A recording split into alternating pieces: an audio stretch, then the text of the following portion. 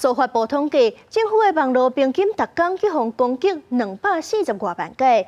行政院昨是通过第7期国家资通安全发展方案，要利用 AI 主动防御对撞骇客。今日早起，司法部长黄彦南是去台东大学演讲，表示讲会对高中就开始培养 AI 人才，互因投入治安的工作。国内的学术网络常常互人攻击，按过网络的攻击形态万千。一间科技公司找到早起，特别利用台东大学资讯管理研讨会，捐500万的治安软体予学校，维护校园学术的网络安全。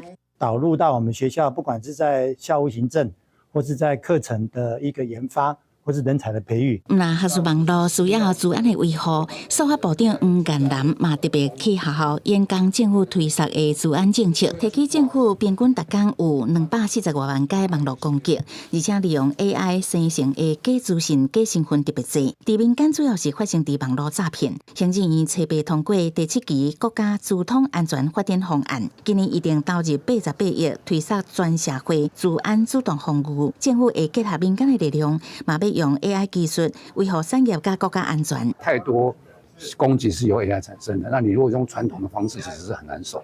那所以我们要发展 AI 技术，去主动式去侦测、去预防啊。黄彦南讲 ，AI 技术研发需要更加侪人才，希望为高中就当找到人才，加入政府治安团队。特别喜欢去试着一些新的这个东西，看能不能进入系统。这些人其实因为他对治安有兴趣，我们当然是希望从高中就发掘这些人，开始培养。